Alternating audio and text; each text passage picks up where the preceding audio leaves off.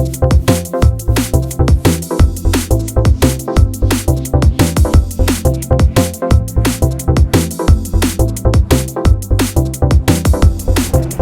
again, everybody, and welcome back to SFF180. It is Monday morning, January the 17th, and time once again for the mailbag. And we have, I would say, an average-sized mailbag this week. It looks like I have anywhere from 5 to 6 titles. I think one of the envelopes has 2 little books in it, so we'll check.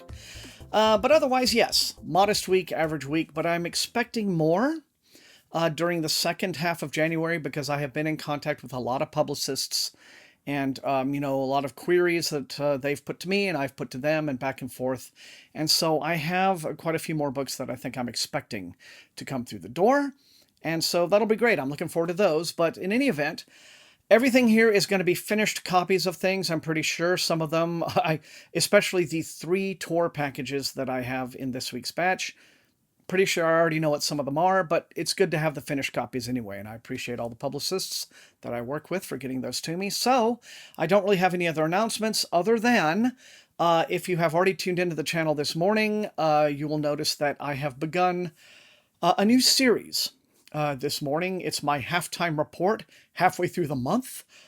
Every 2 weeks, I'm going to do a progress report, or, as many other channels do, a reading wrap-up, where I talk about just, what I've done, what I've completed, what I'm in the middle of, and in terms of maybe some of my stats. I'm not as big of a stats junkie as a lot of my fellow booktubing friends, but, some of this data is fun. And so, so check that out if you haven't already. That should have gone up about a half hour before this one. And otherwise, so yeah, it's all part and parcel of a new beginning here at the channel, like I mentioned on the previous mailbag, because I'm really feeling motivated this month. So, all right, that's that for announcements. So I guess without further yammering, let's get into the book, shall we? So I am going to start with this one because it comes in from Watkins Media in London. Don't get too many overseas packages. And I have no idea what this is. I don't remember what I might have requested or not. So this one is definitely the mystery package.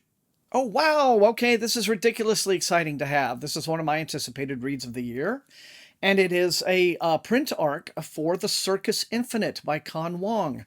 This is coming out March the 8th from Angry Robot. And now that I think back on it, the previous package that I have gotten before from Watkins Media would have been a different Angry Robot arc. I think that would have been for Bluebird.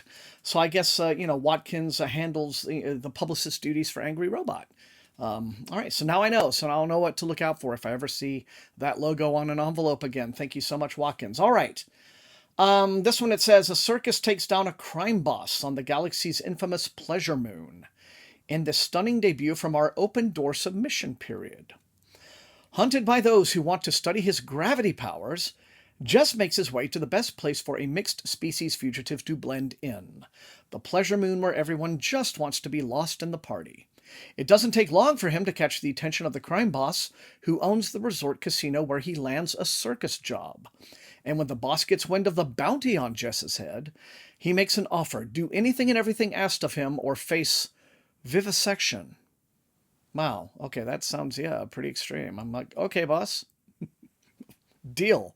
With no other options, Jess fulfills the requests: espionage, torture, demolition. But when the boss sets the circus up to take the fall for his about-to-get-busted narcotics operation, Jess and his friends decide to bring the mobster down. And if Jess can also avoid going back to being the prize subject of a scientist who can't wait to dissect him, even better. Okay. Cute. Walt says, all right, then, found family themes, asexuality and romance, personal autonomy and self-determination, pop culture, platonic friendships, sacrifice for the greater good, that kind of thing. All right. Fine. So sounds like a ton of fun. Comes out March the 8th, The Circus Infinite by Con Wong. And now we are starting with the Tor Macmillan packages, and I have a pretty good idea what this one is. Yes, as I suspected, it is the finished copy of The Starless Crown, which, as I'm sure you know, I have read and reviewed already. Leave the link to the review at the end of this video on the end screen. But yeah, fine little light, fluffy popcorn read of an epic fantasy novel. Very tropey, doesn't ask too much of your brain cells, and so it is enjoyable on those terms. And it's already, I think, proving pretty successful, I believe, for Tor. If you look at the New York Times bestseller lists for combined hardcover and ebook sales, I think it's like number 15. Entered the charts at number 15, so, well done, Tor. But yes, the Starless Crown, very attractive hardcover edition from Tor, has of course been out, was released on January the 4th. And next up we have this one, in hardcover from Tor.com Publishing. This is A Battle of the Linguist Mages by Scott O'Moore. This one is on my anticipated science fiction list for the year.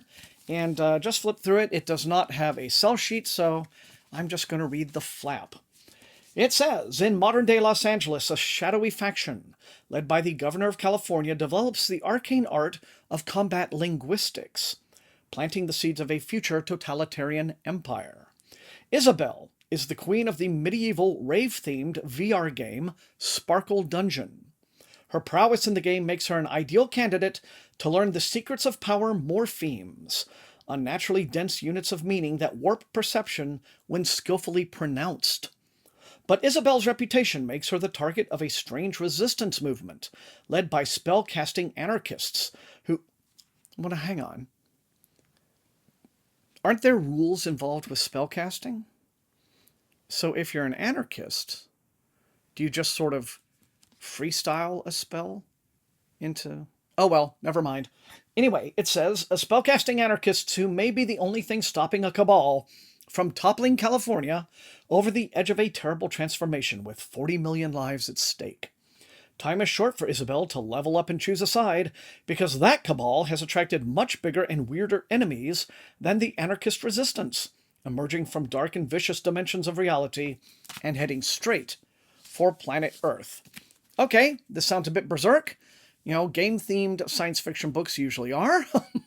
But Battle of the Linguist Mages by Scott O'Moore is out now in hardcover from Tor.com Publishing. And this final envelope from Tor is a pretty thin one. But like I said, I think I might know. Yes, overjoyed to have a finished copy of this. This is Kate Elliott's Servant Mage, her new short novel from Tor.com. I believe this one comes out this week, as of tomorrow, the 18th. But, yeah, as per usual, no sell sheet, so I'll read the flap. It says, they choose their laws to secure their power. Felion is a lamplighter, a low-level mage with the ability to create and sustain light by tapping into the demonic energy that permeates her bones. When a group of rebel monarchists free her from indentured servitude, she is forced to confront what she thought she knew about the world and the way it works. Caught up in a conspiracy to kill the latest royal baby and wipe out the monarchist movement for good, Felion must choose between duty and survival. Luckily, she has more than just her lamplighting skills up her sleeve. And that is Servant Mage by Kate Elliott, out tomorrow, I believe, and expect quite a bit of Kate Elliott coverage coming up, including not just this book, but an episode of SFF180 Retro that I'm very excited about. So, stay tuned. And finally, and from Mariner Books, this is The Unfamiliar Garden by Benjamin Percy. This is the second book in Percy's Comet Cycle trilogy, following the 9th Metal. And this trilogy, I think, is having to do with the Earth either passing through the tail of a comet passing across Earth or something of that nature. Not hitting Earth, but it affects us. And these are stories about the aftermath of that event. And let's see, it says, the night the sky fell, Jack and Nora Abernathy's daughter vanished in the woods. Mia's disappearance broke her parents' already fragile marriage. Unable to solve her own daughter's case, Nora lost herself in her work as a homicide detective.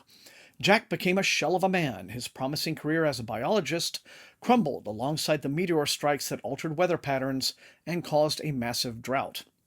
It isn't until 5 years later that the rains finally return to nourish Seattle.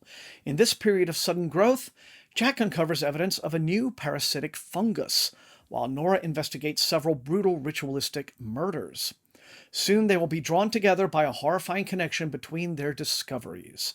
partnering to fight a deadly contagion as well as the government forces that know the truth about the fate of their daughter. Award-winning author Benjamin Percy delivers both a gripping science fiction thriller and a dazzling examination of a planet and a marriage that have broken. Okay, then. This sounds like it's, I'm not going to, obviously it's not exactly the same plot, but the same kind of character-focused story, you know, surrounding a kind of cosmic event like Ben Winter's Last Policeman trilogy, that kind of a thing. So yeah, quite eager to get caught up now with these, but it's The Unfamiliar Garden by Benjamin Percy, and it's available now in trade paperback from Mariner Books. And there you have it. That's all I've got for this episode of the Mailbag. You guys know the drill. Light up those comments. Let me know which of these looks most interesting and exciting to you, and which you would like to see me prioritize for review. Otherwise, if you enjoyed watching, please hit that like button, share the video far and wide with all of your SFF reading friends, and above all, please subscribe if you have not done so. That is how the channel grows. You can also support the channel at my TeePublic store and at my Patreon, where recruits into Wink's Army get little perks, like getting early access to some of my videos. I want to say thank you so much to all of those people for their added support. I use the Patreon money to pay Matt Olson, my amazingly gifted channel artist, for all of the great thumbnails and things that he does for me. So once again, thank you very much for that. It's greatly appreciated. I want to thank all the rest of you guys for being the very best viewers in all of BookTube. And until I see all of you next time, stay safe and healthy, and happy reading.